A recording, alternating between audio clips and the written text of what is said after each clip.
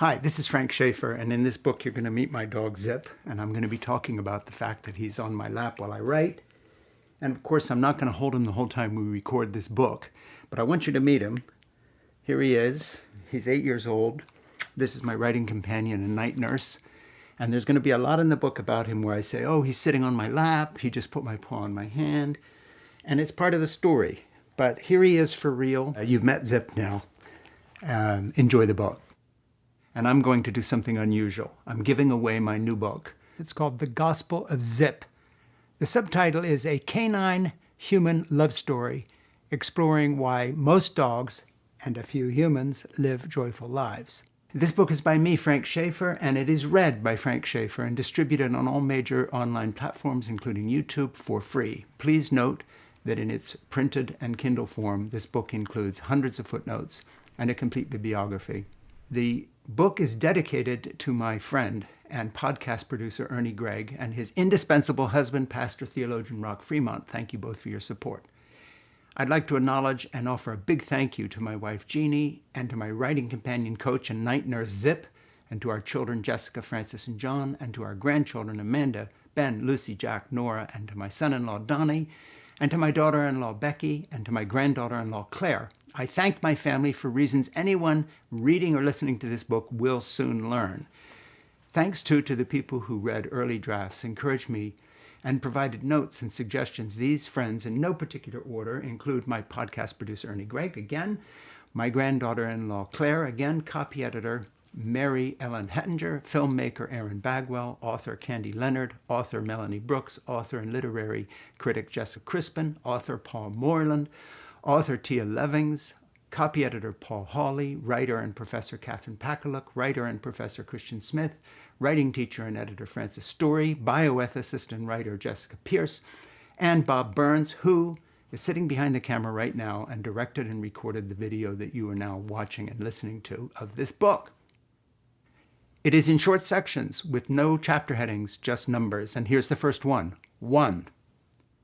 Zip is an alert, joyful mix of Chihuahua, Dachshund, and Jack Russell Terrier, a mutt's mutt.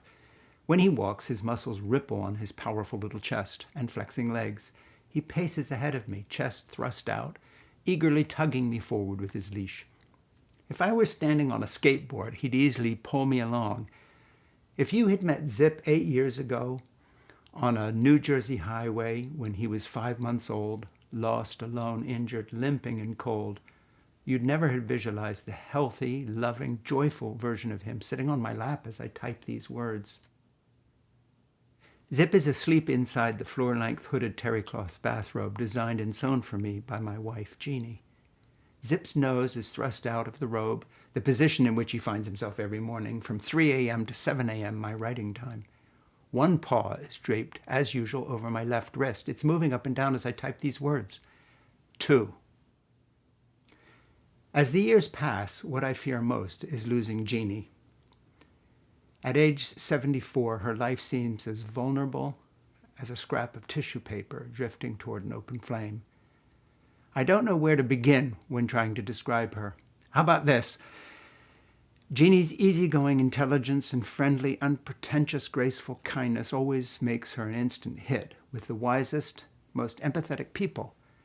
And Jeannie is my wife, lover, and best friend. 3. Jeannie and I both fear losing Zip. Zip is getting scarily old. The underside of his muzzle is turning alarmingly gray. The rest of Zip's fur is a warm, honey brown that lies flat and smells clean and healthy.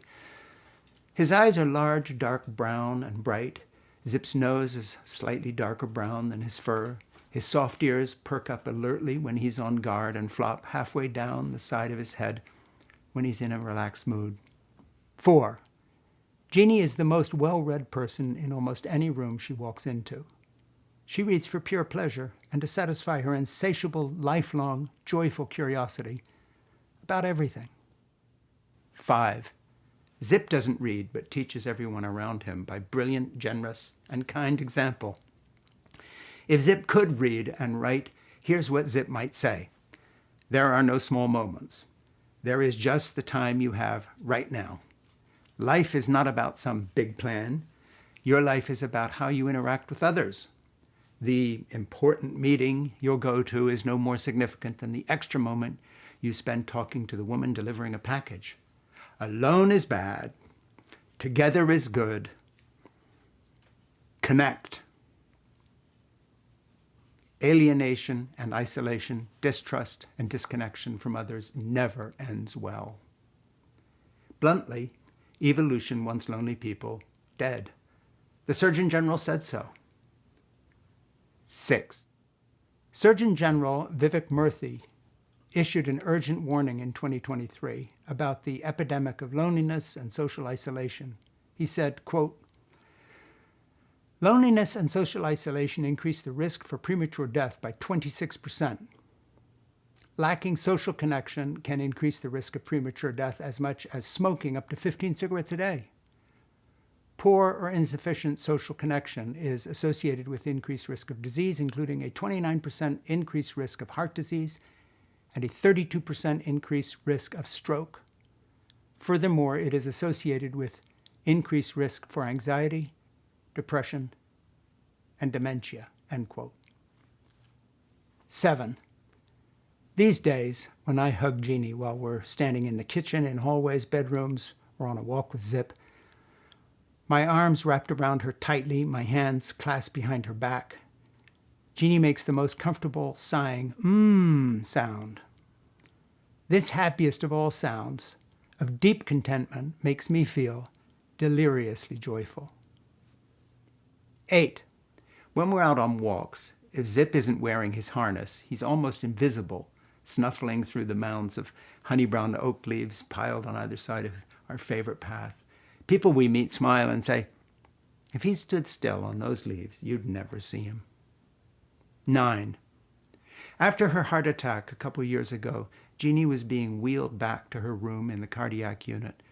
After the 2-hour stent surgery and recovery, Jeannie's wrist was tightly bound with a clamp sealing the incision where they'd inserted the catheter that had run to her heart while x-rays were used to guide it to the blockage and save her life.